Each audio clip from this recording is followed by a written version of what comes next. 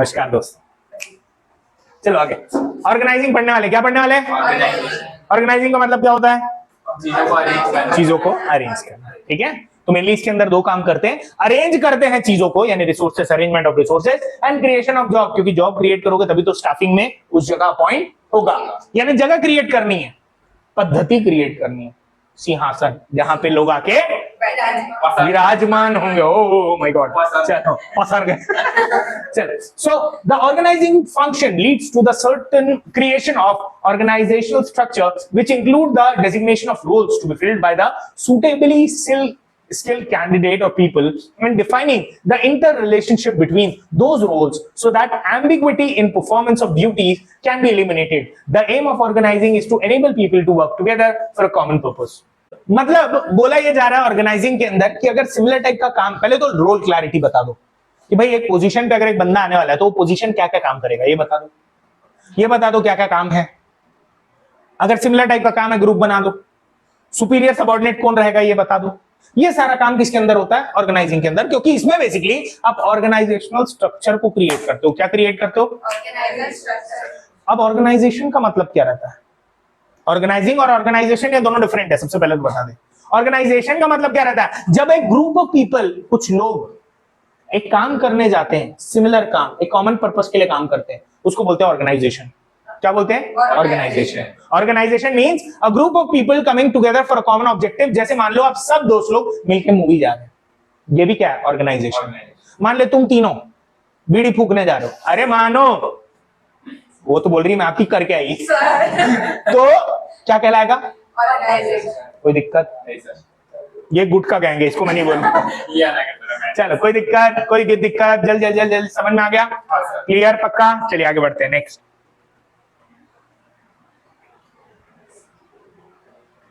रुक दो, ये स्टेप्स हैं, एक बार बताया जा रहा है क्या क्या स्टेप ऑर्गेनाइजिंग के अंदर होते हैं। सबसे पहला आइडेंटिफिकेशन एंड डिवीजन ऑफ, दूसरा, तीसरा, चौथा, चाठन पॉइंट, चाठन पढ़ दे, आगे करत रहो। First point, identification and division work. इसमें क्या होता है? काम को देखा जाता है कि काम क्या क्या क्या क्या क्या क्या क्या क्या है, देन काम को बांट दिया जाता है। अरे मैं सिर्फ बोला सेल्स, तो सेल्स का मतलब बहुत कुछ होता है बेटा, सेल्स में बहुत कुछ आता है कि नहीं? प्रोडक्ट बनाना, तो प्रोडक्ट बनाने में बहुत कुछ होता है, रॉ मटेरियल लेके आना, उनकी जानकारी रखना, प्राइस के बारे में बात करना, सब आएगा कि नहीं? बहुत सारी चीजें। तो यही बोलता है पहले काम को जानो कि काम कितना है और उसको अलग अलग हिस्सों में बांट दो काम को, ताकि एक इंसान को प्रोवाइड कर पाओ, क्योंकि हर काम एक बंदा करे ऐसा जरूरी या अच्छा नहीं। एक बंदा प्लानिंग भी कर रहा है, ऑर्गेनाइजिंग कर रहा है, स्टाफिंग भी कर रहा है, डायरेक्टिंग भी कर रहा है, पागल नहीं हो जाएगा वो? इसीलिए काम को क्या करना पड़ता है? बांटना। तो आइडेंटिफाई करिए काम क्या है, फिर उसको क्या करिए? डिवाइड कर दीजिए, ताकि स्पेशलाइजेशन क्रिएट हो। चलिए आगे बात करते हैं। The first step in the process of organising involves identifying and dividing the work in accordance with the predetermined plan. जैसा प्लान वैसा काम, जैसा काम वैसा बटेगा। समझ में आ गया? चलो अगला, the work is divided into manageable activities so that duplication of work can be avoided and the burden of work can be shared among the employees, ताकि काम रिपीट ना हो। कभी कभी होता है ना काम रिपीट हो जाता है, रिपीट नहीं होना चाहिए, डुप्लीकेशन नहीं होना चाहिए, और पूरा बर्डन एक पे भी नहीं आना चाहिए, बर्डन शेयर होना चाहिए। क्या होना चाहिए? शेयर। समझ में आ गया? चलो आगे बढ़ते हैं। Next, departmentalisation. Now what is departmentalisation? Departmentalisation का मतलब ये रहता है कि आप सिमिलर टाइप की एक्टिविटीज का ग्रुप बना देते हैं। क्या करते हैं? सिमिलर टाइप की एक्टिविटीज का ग्रुप बना देते हैं। That is called departmentalisation. जैसे जैसे जैसे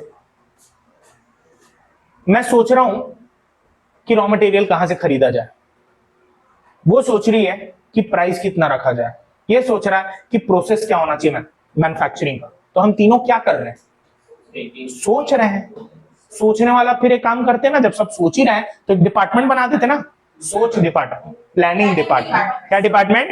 प्लानिंग डिपार्टमेंट, सोच डिपार्टमेंट। चल, so once the work is divided into small activities, similar and related jobs are grouped together.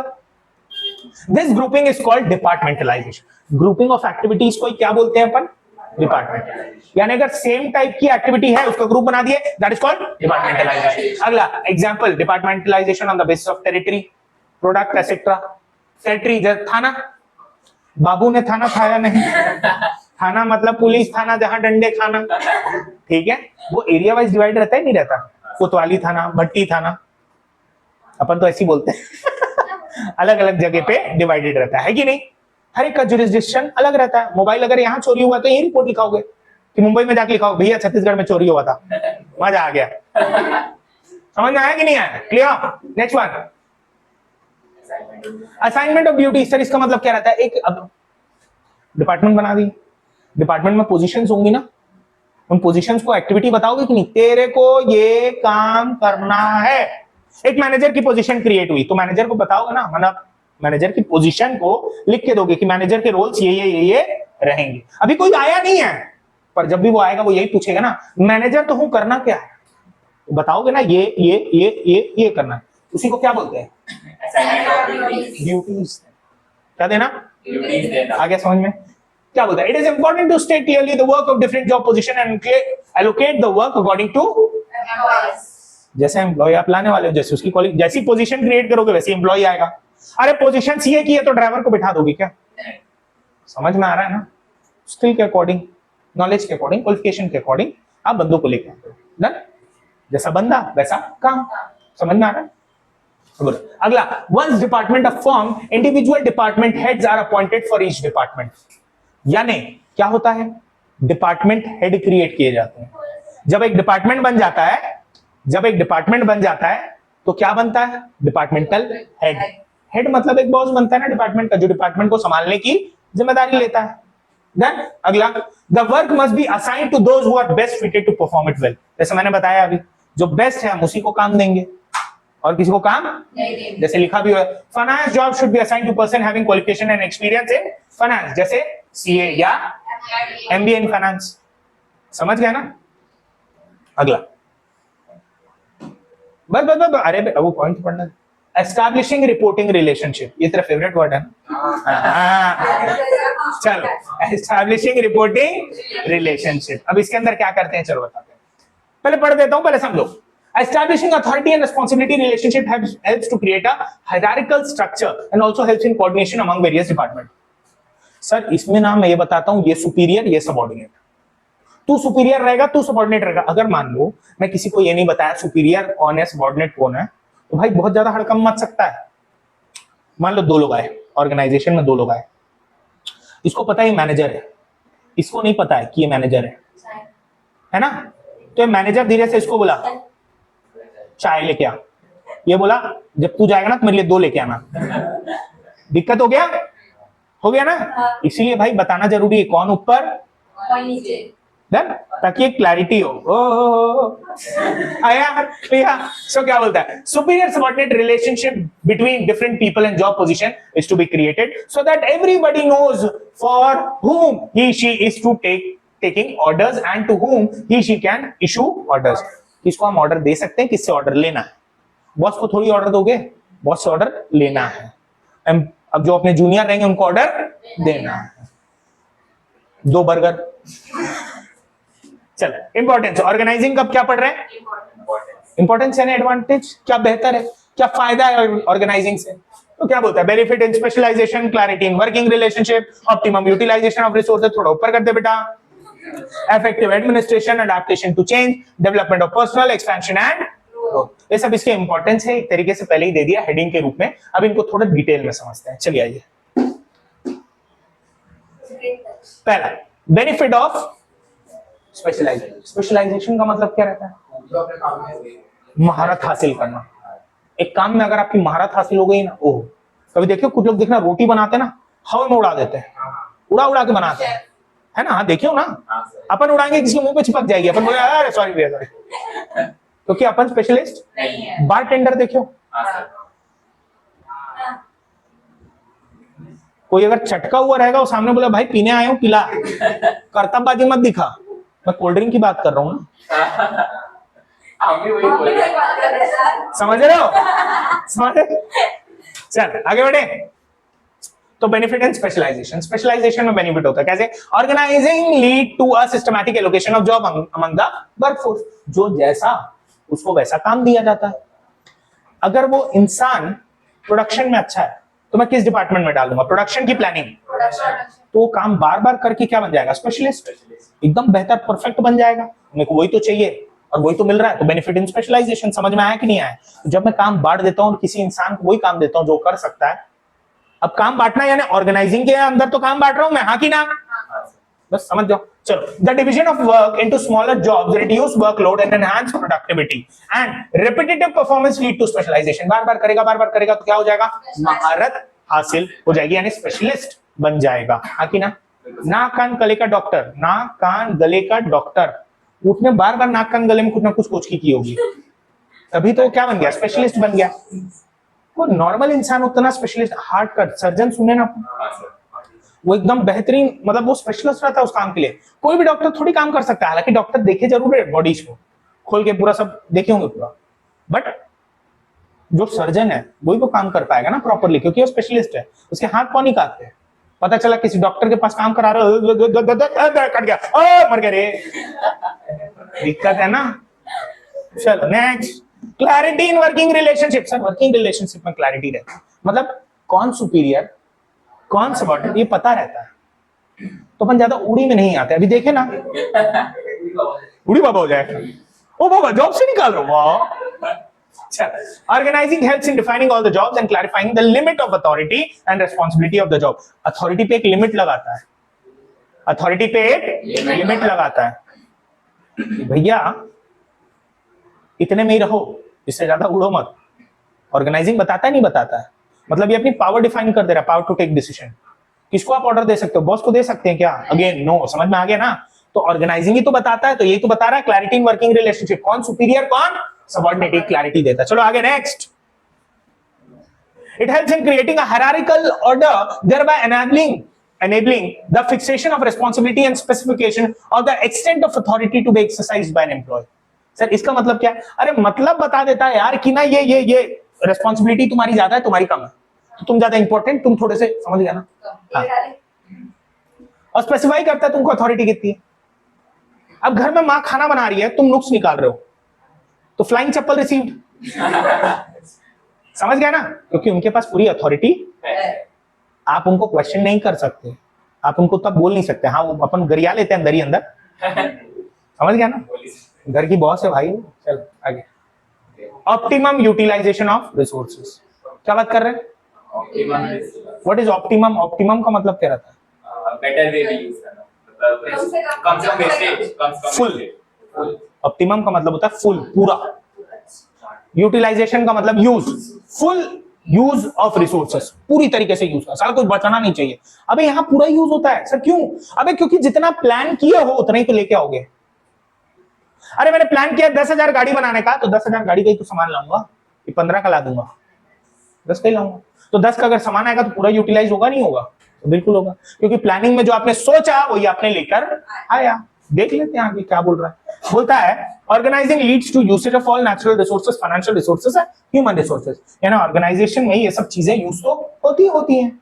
The proper assignment of jobs avoid duplication of work and minimum wastage of resources. Waste भी नहीं होता resources. क्यों sir? क्योंकि मैंने properly काम बांट दिया तो बेहतर तरीके से होगा, तो इससे वेस्टेज नहीं होगा।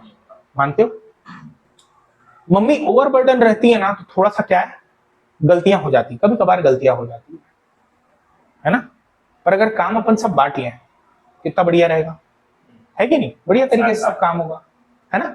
कि माँ बाहर का काम मैं कर देता हूँ, तो घर का काम देख लिया, अम्मा बाहर का भी काम करी, घर का भी काम करी, तो भाई दाल से तो बाल निकलेगा।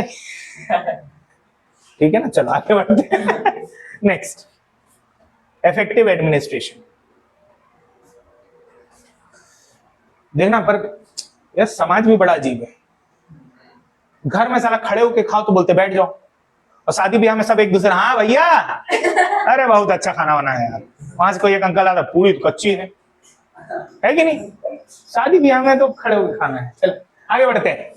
इफेक्टिव एडमिनिस्ट्रेशन, क्या बात कर रहे हैं? इससे एडमिनिस्ट्रेशन बेटर हो जाता है। एडमिनिस्ट्रेशन का मतलब क्या रहता है? कंट्रोल बेहतर हो जाता है। कैसे? चलो, it provides a clear description of jobs and related duties which helps to avoid confusion and duplicate. अरे कंफ्यूजन ही क्लियर हो जाता है यार, जब आप क्लियरली काम बांट दोगे तो कंफ्यूजन क्लियर हो जाएगा, और कौन सुपीरियर कौन सबऑर्डिनेट पता है, तो एडमिनिस्ट्रेशन बहुत बढ़िया तरीके से होगा। ठीक है। क्लैरिटी इन वर्किंग रिलेशनशिप, वही जो मैंने बताया ना सुपीरियर सबऑर्डिनेट वाला, तो उससे प्रॉपरली एग्जीक्यूट होता है वर्क। क्या होता है? एग्जीक्यूट होता है, which results in effective administration. Ineffective administration नहीं, वो इन और स्पेस है, इनइफेक्टिव नहीं है वो, मिस्टेक। डन। अगला अगला एडेप्टेशन टू चेंज है वो, ठीक है, adaptation to change. The process of organising is flexible, यानी लचीला, लचीला which allows a business enterprise to accommodate changes in the business environment। अगर एनवायरनमेंट चेंज हो रहा है, बाहर का एनवायरनमेंट चेंज हो रहा है, तो हम अपने एनवायरनमेंट को चेंज कर देते हैं। मान लो बाहर की डिमांड आ रही है कि 2 प्रोडक्ट होने चाहिए, तो हम क्या करेंगे?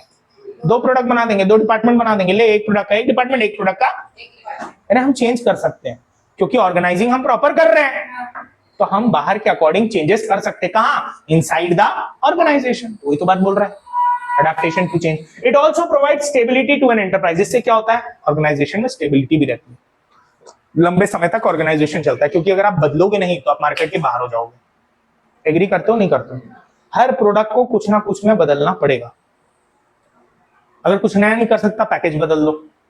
करते हैं ना, देखियो ना, पैकेज बदल देते हैं। प्रोडक्ट नहीं बदल सकते तो वही काम करेंगे, कुछ लोग प्रोडक्ट में लाते हैं नए नए चेंजेस। लेस देखो, पहले एक फ्लेवर आता था, अब देखो अचारी मस्ती, क्रीम एंड ऑनियन,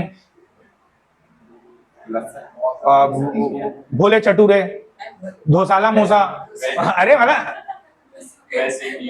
पता नहीं क्या क्या फ्लेवर आना ना, अमेरिकन चटपटा पायो, पता नहीं एक मैं देखा था, कुछ तो था ऐसे खाता है, आंख कान से धुआं फेंक देता। क्या? Chilli flavour, chilli hot seasoning. Oh my god, oh my goodwill. चलो, समझ में आया नहीं आया? तो ये सारा कब होता है? जब आप चेंजेस करेंगे इनसाइड द ऑर्गेनाइजेशन। ऑर्गेनाइजेशन में कब चेंज होगा? जब आप ऑर्गेनाइजिंग बढ़िया तरीके से कर रहे हो, क्योंकि बाहर में चेंज आया तो अंदर चेंज करना ही पड़ेगा। नहीं चेंज किया तो हम मार्केट के बाहर हो जाए। अब बाहर लोग को गुपचुप खाना पसंद है, मैं चिप्स में गुपचुप वाला फ्लेवर डाल दिया, ले खा, भैया थोड़ी तीखा और, समझे? चलो आगे बढ़ते हैं। Next, development of development of personal. इससे एक पर्सन का डेवलपमेंट बहुत बढ़िया तरीके से होता है। किसका डेवलपमेंट? पर्सन, इंसान का डेवलपमेंट बहुत अच्छे तरीके से होता है। क्यों sir? A well designed organisation structure encourages initiative and relative thinking on part of the employ. यानी एक अच्छा ऑर्गेनाइजेशन स्ट्रक्चर में ना इंसान अपने बॉस से प्रॉपर्ली कम्युनिकेट करता है, उसको आइडिया देता है, तो वर्कर की क्रिएटिविटी बढ़ती है नहीं बढ़ती है? वर्कर को हम बोलते हैं भैया लाओ कुछ नया, be creative, let's go Malaysia to rule Asia. Hello आगे। When managers delegate their authority, it reduces their workload and thus can give time on important areas of growth and opportunity to innovate thereby। अब क्या बोलता सुनो, organising के through तो manager अपना काम किसी जूनियर को दे सकते हैं, हाँ कि ना? और इंपॉर्टेंट चीजों फोकस करके और ग्रो कर सकते हैं। जूनियर को मौका मिलता है, जो काम उनको मिल रहा है उसका काम को बेहतर तरीके से करो और ग्रो करो, क्योंकि आप जब काम अच्छा करोगे तभी तो आपको ऑर्गेनाइजेशन में रखेंगे, वरना क्यों ही रखेंगे। समझ में आ गया ना? सिंपल रूल है बॉस, अगर आप मेरे को पैसा बना के दे सकते हो तो आप मेरे काम के हो, अगर आप मुझे पैसा बना के नहीं दे सकते तू कौन? समझ गए ना? आगे बढ़े, बढ़िया। Expansion and growth, expansion and growth। Organizing helps in growth and diversification of an enterprise। Organizing के कारण क्या होता है? ग्रोथ भी होता है, डाइवर्सिफिकेशन भी होता है। अगर बिजनेस बड़ा होगा तो आप नए नए डिपार्टमेंट बनाओगे कि नहीं बनाओगे? अरे पहले एमआई की देख लो यार, एमआई पहले एक आई थिंक एमआई से ही चालू हुआ ना, एमआई एक कंपनी थी, शाओमी था मेन शाओमी, फिर बन गया एमआई, फिर बन गया पोको, रेडमी, हाँ रेडमी, समझ रहे हो ना?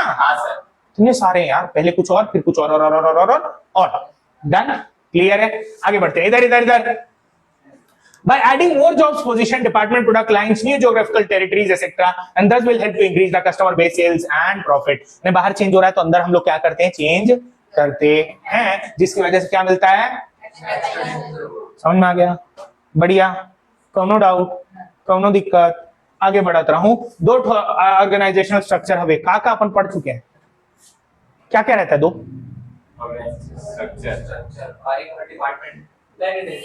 Functional and divisional.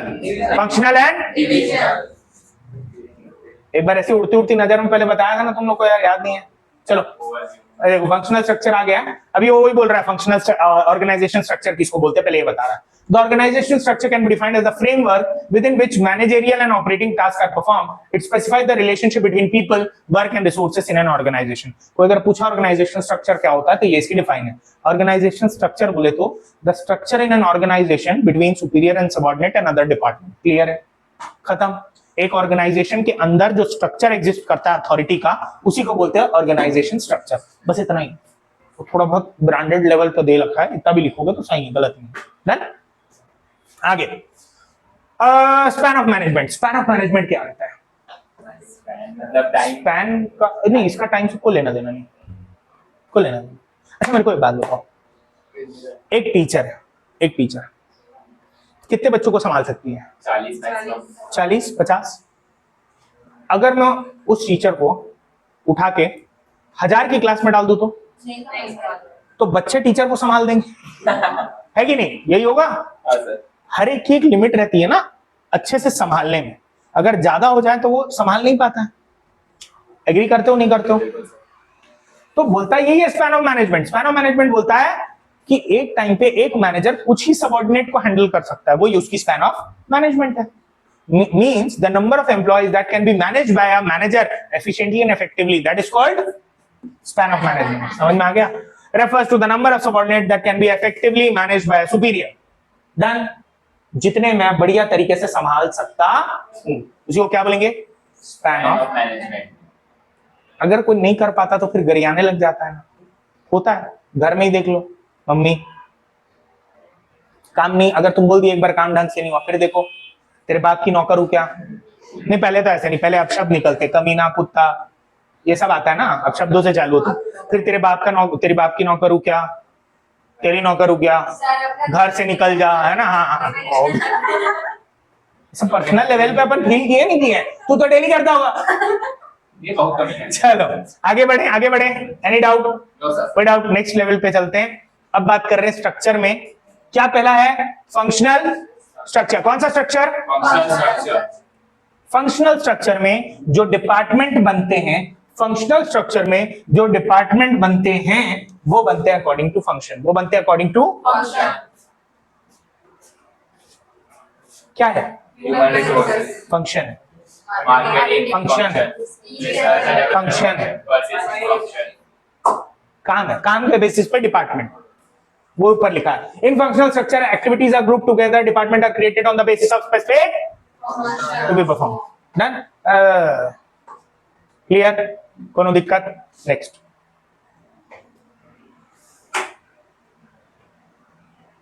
Advantage, disadvantage और सूटेबिलिटी।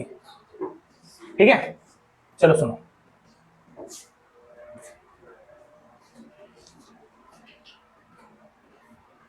इधर समझना। Functional structure lead to occupational specialisation since emphasis is placed on specific functions. इसका मतलब क्या है सर? फंक्शनल स्ट्रक्चर में ऑक्यूपेशनल यानी फंक्शनल स्पेशलाइजेशन होता है, इसको ऑक्यूपेशनल स्पेशलाइजेशन भी बोलते हैं। क्योंकि एक बंदा एक डिपार्टमेंट में अगर रहेगा तो वो फंक्शनल डिपार्टमेंट में रहेगा। जैसे मान लो मैंने डिपार्टमेंट बनाया प्लानिंग, प्रोडक्शन, सेल्स, सर्विस। क्या क्या बनाया? Planning, production, sales, service. कौन सा स्ट्रक्चर? फंक्शनल, क्योंकि डिपार्टमेंट बने अकॉर्डिंग टू फंक्शंस। अब एक बंदा किसी एक में डाल देते, चलो प्रोडक्शन में डाल दिया, अब उस प्रोडक्ट से रिलेटेड सिर्फ और सिर्फ क्या सीखेगा? प्रोडक्शन। बस, उसको प्लानिंग का कोई आइडिया रहेगा? नहीं। सेल्स का? नहीं। सर्विस का? नहीं। इसको बोलते हैं फंक्शनल स्पेशलाइजेशन। क्या बोलते हैं? Functional specialisation. यानी एक बंदा स्पेशलिस्ट बनेगा पर सिर्फ एक फंक्शन या एक ऑक्यूपेशन। डन? समझ में आ गया? चलो आगे। Promotes efficiency in the utilisation of man power.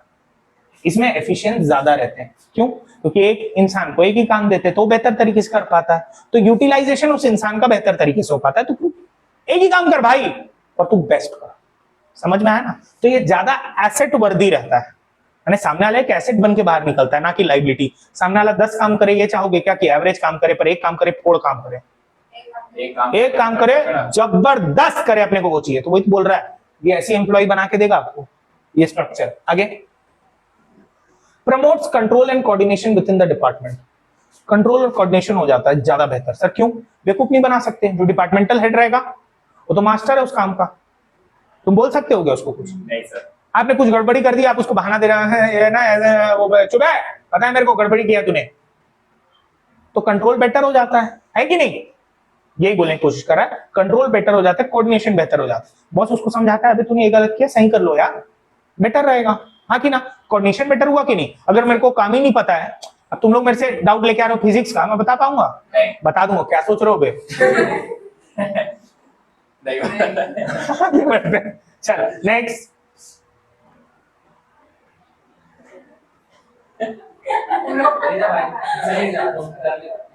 It helps in increasing managerial and operational efficiency.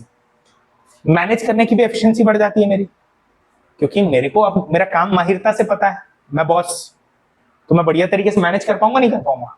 बढ़िया। ऑपरेशनल एफिशिएंसी भी आ जाती है, क्योंकि आप लोग को एक ही काम करना है, वही काम कर करके आप लोग काम में क्या हो जाओगे? माहिर। तो दोनों आ गया, नहीं आ गया? मैं कंट्रोल बेटर हो गया और आप लोग का काम बेटर हो गया, यानी स्पेशलाइज हो गया। चलो, it reduces duplication of work. बे एक ही काम करना है, क्या ही डुप्लीकेशन करोगे? वो दूसरा कर सकते हो?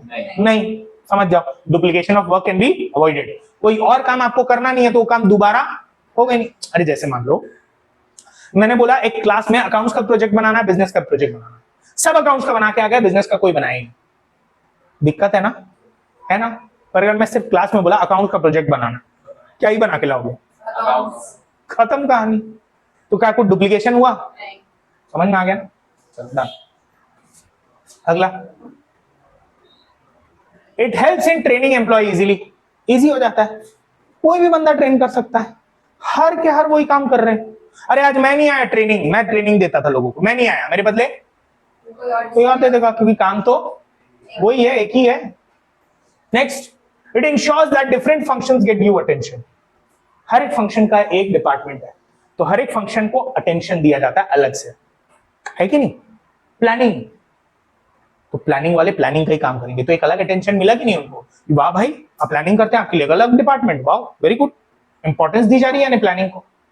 अगर सब कुछ एक साथ घचट पचट कर दूं तो आप लोग बोलोगे ना, अरे यार हमको अलग रखो, प्रोडक्शन वाला बाजू में बैठ के खटर खटर कर रहा है, मैं क्या सोचूं?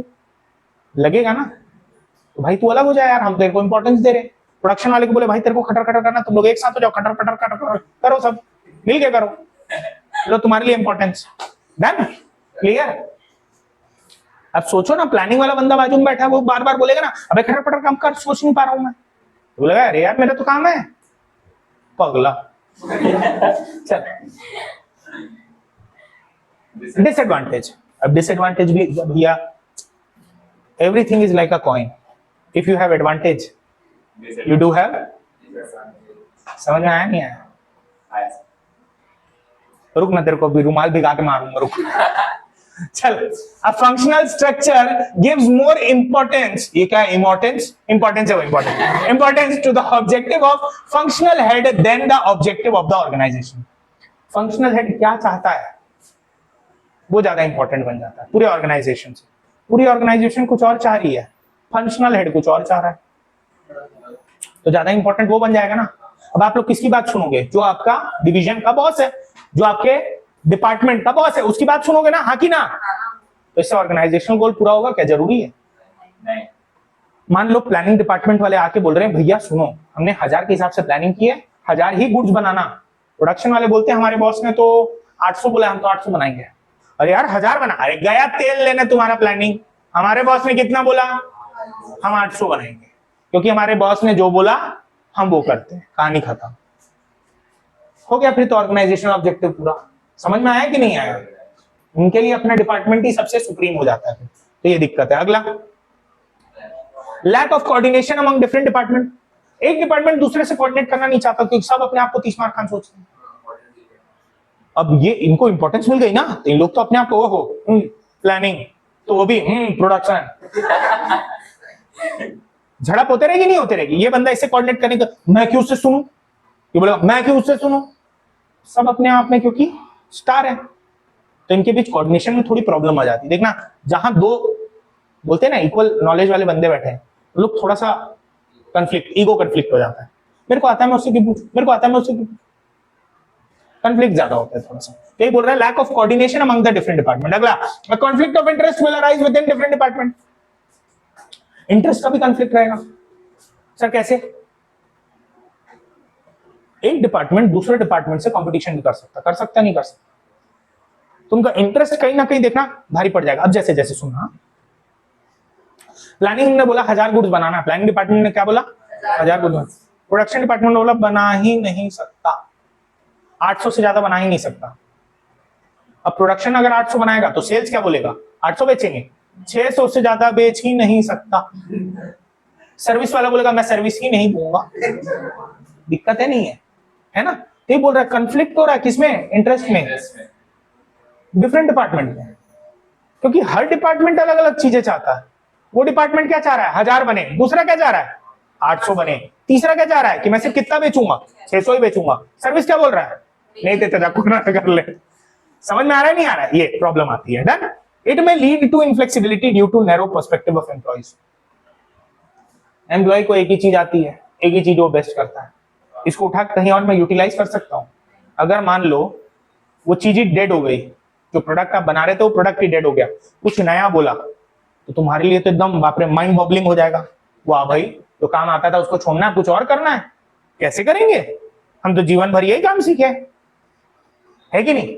अब आज कॉमर्स वाले हो, धीरे से कोई अगर आपको मैथ्स की बुक पकड़ा दे, बायो की बुक पकड़ा दे, फिजिक्स केमिस्ट्री पढ़ना पड़ जाए, दिमाग नहीं फिर जाएगा भाई ये क्या पढ़ रहा है? साइन थीटा कॉस थीटा, वाह नहीं पढ़ना। ये करोगे नहीं करोगे? हाँ कि नहीं? बोलोगे फेल होना मंजूर है। चल आगे, तो समझ में तो आ गया। अगले बात करते हैं सूटेबिलिटी, किसके लिए सूटेबल है?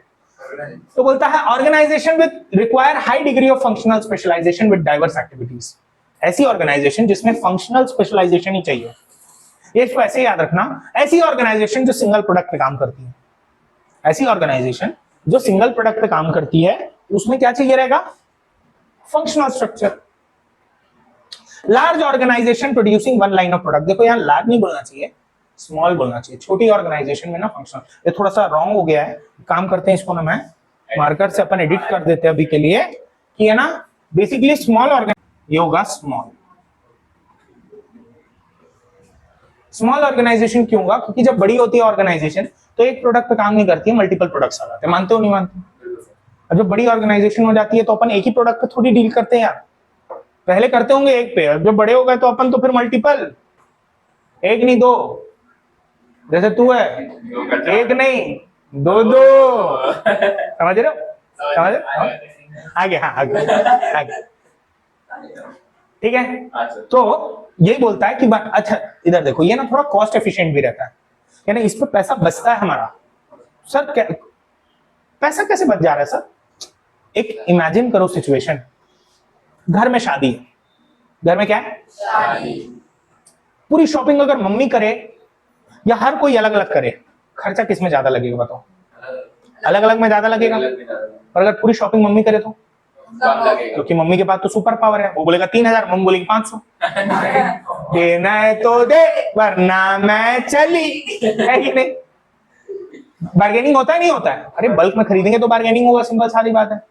तो बेटा अगर मान लीजिए डिपार्टमेंट है, पर ये सब डिपार्टमेंट की खरीदी एक ही डिपार्टमेंट कर रहा है, purchase department, purchase, production, sales department, 3 department, पूरे के लिए खरीदी कौन कर रहा है? खर्चा ज्यादा लगेगा कम लगेगा? कम लगेगा, क्योंकि ये हैवी डिस्काउंट मांग पाएगा बल्क परचेज के लिए। एक साथ ज्यादा खरीद रहा हो भाई, ज्यादा डिस्काउंट दे। पर अगर मान लो तीनों अपना अपना खरीदें, खर्चा ज्यादा लगेगा, क्योंकि इन लोग उतना डिस्काउंट क्लेम नहीं कर पाएंगे। सिंपल। बोलो कोई डाउट? चलो बड़े आगे। तो ये ज्यादा कॉस्ट एफिशिएंट रहता है ये स्ट्रक्चर, है ना? क्या रहता है? ज्यादा कॉस्ट एफिशिएंट। समझ में आ गया? चलिए नेक्स्ट पे बढ़ते हैं। नेक्स्ट बात करते हैं डिविजनल स्ट्रक्चर की। किसकी? तो बोलता है जब पूरा स्ट्रक्चर यानी ऑर्गेनाइजेशन डिवाइड होता है ना according to product, according to, तो उसको बोलते हैं डिविजनल स्ट्रक्चर। क्या बोलते हैं? Divisional structure divide the whole organization or the enterprise according to the major products to be manufactured like metal, plastic, cosmetic etc. is known as divisional organizational structure. मैंने एक example दिया था, मान लो एक product है फेयर एंड लवली और एक है फेयर एंड, अच्छा हैंडसम था क्या? हैंडसम।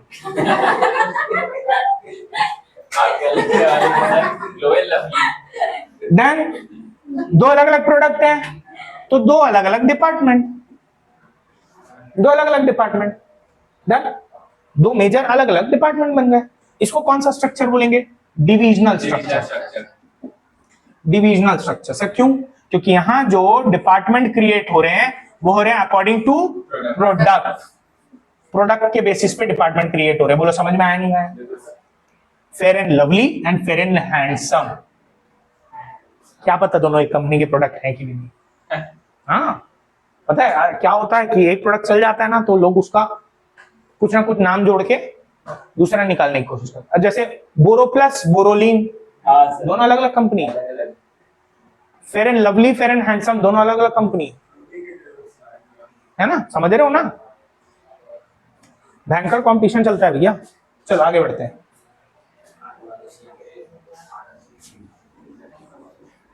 देखो एग्जाम्पल भी दिया हुआ है ना, एक कंपनी क्या क्या बना रही है। देखो पहला बना रही है कॉस्मेटिक्स, दूसरा बना रही है गारमेंट्स, कपड़े, फुटवेयर, जूते, स्किन केयर। ला ला ला ला ला। चल अब इसके अंदर और भी डिवीजन होते हैं ना, ऐसा नहीं है, और भी डिवीजन होते हैं। ह्यूमन रिसोर्स मार्केट, यानी इसके अंदर फिर से फंक्शनल आ जाता है। डन? पर डिविजनल का मतलब रहता है मेजरली प्रोडक्ट के बेसिस पे डिपार्टमेंट बन रहे हैं। डन? डिविजनल स्ट्रक्चर यानी मेजरली किसके बेसिस पे बन रहे हैं? प्रोडक्ट के बेसिस पे। डन? आगे बढ़े। पहला क्या पढ़ रहे हैं? Advantage. So the first point is product specialization helps in the overall development of the skill of departmental head. ये पूरा स्किल डेवलप कर देता है यार। अब एक बात बताओ, मैंने डिपार्टमेंट बनाया है फेयर एंड लवली, इसके अंदर कोई भी अगर आ रहा है तो प्रोडक्शन का काम भी कर सकता है, सेल्स का काम भी कर सकता है, सर्विस का भी काम कर सकता है, हाँ कि ना? तो वो जो बंदा आ रहा है वो बंदा पूरे काम में माहिर हो जाएगा, हाँ कि ना? हर एक काम इस प्रोडक्ट में माहिर हो जाएगा, एक काम में नहीं, एक प्रोडक्ट में। प्रोडक्ट का जो काम बोलो वो उसको आएगा, हाँ कि ना? तो उसके हेड भी तो महारत हासिल कर लेगा। हेड भी तो तभी बनेगा जब उसको पूरा काम उस प्रोडक्ट का आता होगा। आया बढ़िया। प्रोडक्ट स्पेशलाइजेशन होता है यहाँ पे। प्रोडक्ट स्पेशलाइजेशन कैसे होगा? बार एक ही प्रोडक्ट के सारे काम कर करके एक ही प्रोडक्ट के सारे काम कर करके उस प्रोडक्ट में अपन बन जाएंगे महारत। तो यहाँ मिलता है प्रोडक्ट स्पेशलाइजेशन, वहां मिलता था फंक्शनल स्पेशलाइजेशन। एक ही फंक्शन करूंगा स्पेशलिस्ट बन जाऊंगा, यहाँ एक ही प्रोडक्ट संभालूंगा प्रोडक्ट पर महारत। जो बोलो प्रोडक्ट प्लानिंग कर दूंगा, प्रोडक्शन कर दूंगा, सेल्स कर दूंगा, सर्विस नहीं करूंगा, कर दूंगा। आगे it helps in fixation of responsibility, और आगे थोड़ा झांका कहा, it helps in the fixation of responsibility and accountability of departmental heads. अब इससे ज्यादा रिस्पॉन्सिबिलिटी फिक्स हो पाती है और अकाउंटेबल भी बन जाता है, एक डिपार्टमेंट अकाउंटेबल बन जाता है। जैसे फंक्शनल स्ट्रक्चर में ना अकाउंटेबिलिटी सेट करने में दिक्कत होती थी फंक्शनल में। सर कैसे? इमेजिन करो प्रॉफिट अच्छे नहीं हो रहे, बॉस आया बोला प्लानिंग डिपार्टमेंट क्यों वो अच्छा नहीं हो रहा? बोलता मेरे से क्या पूछ रहे हो, वो जो बनाया है प्रोडक्ट उससे पूछो, मैं क्या प्रोडक्शन डिपार्टमेंट की बात। बोला क्यों प्रॉफिट क्यों कम हो रहा? मेरे से क्या पूछ रहे हो, जो बेच रहा है उससे पूछो। मैं सेल्स डिपार्टमेंट गया, मैं बोला क्यों? मेरे से क्या पूछ रहे हो, सर्विस वाले से पूछो। मैं सर्विस डिपार्टमेंट गया, बोला क्यों? तो बोलता है मेरे से क्या पूछ रहे हो, सेल्स वाले से पूछो। अबे तुम्हें क्या घूमते रहूंगा क्या? कोई पता चल पा रहा है कौन गड़बड़ी किया है? नहीं पता चल पा रहा है। ये तो वही वाली बात है, यू है ना, स्पाइडरमैन हो जाएगा पूरा। चलो लड़की लोग अभी भी सोच रहे क्या बात कर रहे हैं। चलो आगे इधर। तो अब it helps in the fixation of responsibility and accountability. अब यहाँ पे फिक्स हो जाएगी रिस्पॉन्सिबिलिटी एंड अकाउंटेबिलिटी। कैसे? अगर फेयर एंड लवली ढंग से परफॉर्म नहीं कर रही, fair and lovely and fair and handsome दो, तो रेस्पॉन्सिबल कौन रहेगा? Fair and lovely. अगर ये काम ढंग से नहीं कर रही है तो रेस्पॉन्सिबल भी कौन? मैं इसके डिपार्टमेंटल हेड को ही गाली दूंगा, मतलब बकूंगा। समझ में आया नहीं आया? इसको बोलूंगा क्या? हाँ हूं। आगे चलो आगे बढ़े। दाई रुकना लास्ट पॉइंट बचे है ना। अच्छा ये बचा, provide a proper basis of assessing performance and result of each division. आपको प्रॉपर्ली पता चल पाएगा किस डिपार्टमेंट ने कितना बेहतर परफॉर्म किया, क्योंकि उनकी जो कंपैरिजन होगा वो खुद ही के साथ होगा, पिछली बार आपने कैसा किया, अगली बार आप कैसा करें, मतलब समझ गए ना। एक दूसरे के साथ भी होगा, ये भी है, अब खुद के साथ तो होगा ही, एक दूसरे के डिपार्टमेंट के साथ भी होगा। समझ में आ गया, clear. Next, it facilitates expansion and growth as new division can be added without interrupting the existing division. Fair and lovely था, फेयर एंड हैंडसम था, मैं एक और खोलना चाहता हूं, बालाजी भुजिया। नया, तो क्या मेरे को पहले दो को इंटरप्ट करने की जरूरत है, हटाने की जरूरत है, चेंज करने की जरूरत नहीं, लगाओ नया दुकान, कोई दिक्कत नहीं, लगाओ नया डिपार्टमेंट, कोई प्रॉब्लम। एग्जिस्टिंग को चेंज करने की जरूरत नहीं है। समझ में आ गया। अगला क्या बोलता है, अगेन कंफ्लिक्ट में arise among different division on allocation of resources. दो डिपार्टमेंट आपस में तो भिड़ेंगे ही ना, भिड़ेंगे ना। हाँ सर। पैसा तो उतना ही है अभी भी, ये लोग बोलेंगे मेरे को ज्यादा चाहिए, मेरे को ज्यादा चाहिए। बस समझो, घर में जब शादी होती है, मान लो पापा ने बोल दिया 20,000 रुपए दे रहा हूँ कपड़े के लिए, भाई बहन दोनों देख लो, लड़ना चल, अरे कहाँ शादी कपड़ा, मैगी बना घर में, मैगी बनता है, भाई बहन में बढ़ता है, तो अपन वहीं खड़े होकर वो तोलते ना ऐसे, ये ज्यादा है, ते मेरा बहन ए ले। फिर जैसे तुम खाना चालू करते हो उसका ध्यान ज्यादा तेरे में। हाँ चल आगे बढ़े। हम लोग ऐसी मैगी बचाने के लिए पता है क्या करते थे, स्कूल में ना मैगी तो नीचे गिर जाए तो उठा के खा लेता था। कहाँ क्या बात कर रहे हो तुम लोग। 3 ठो लड़के कॉमर्स में टिफिन लाते, 22 लड़के साले बैठ के टिफिन कुत्ते टाइप खाने के लिए बैठे थे। उनको तो ऐसे ना, ऐसे दूर करने के लिए ना माँ की कसम देनी पड़ती, तुझे तेरी माँ की कसम हाथ नहीं लगाएगा, हाथ दूर हाथ दूर हाथ दूर। तो फिर वैसे 2 मिनट खड़े होता, तो बोलता तेरे को पहली बाइट लेने दूंगा, उसके बाद मैं नहीं जानता। बस हम लोग ऐसे लेते थे ना, और 1 सेकंड ऐसे देखो खत्म, कहीं नीचे पड़ा है कि अगर बचाना है तो एक बंदे ने एक तरीका निकाला, नहीं और नीचे गिरा खाएंगे ये तो अलग है। उसने बढ़िया एक तरीका निकाला, कुछ नहीं करता था, ऐसे मैगी बोलता था, ऐसे खोला, बोला चाहिए चाहिए चाहिए, बोले हाँ। कुछ दिन तक ये चला, तू तो मेरा भाई है।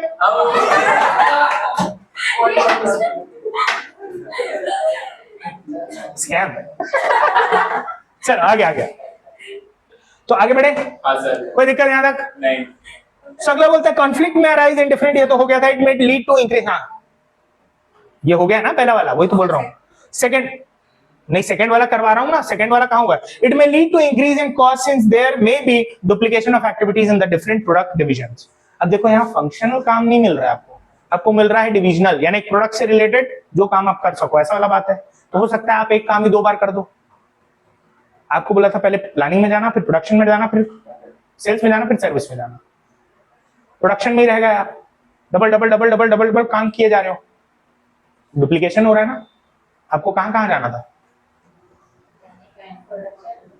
क्योंकि डिपार्टमेंट के अंदर भी तो बनेंगे, हाँ कि ना, आपको वहां वहां भी तो जाना पड़ेगा, क्योंकि सब काम आपको सीखना है और करना है। डन, क्योंकि एक प्रोडक्ट के अंदर सारे होंगे। चलो नेक्स्ट क्या है, it provides manager with authority to supervise all the activities related to a particular division. एक डिवीजन से रिलेटेड अगर कोई मैनेजर है, कोई सुपरवाइजर है, उसके पास पूरी अथॉरिटी हो, पूरा देखेगा। सोच के देखो, पहले क्या था, planning, planning, production, sales, service. Done.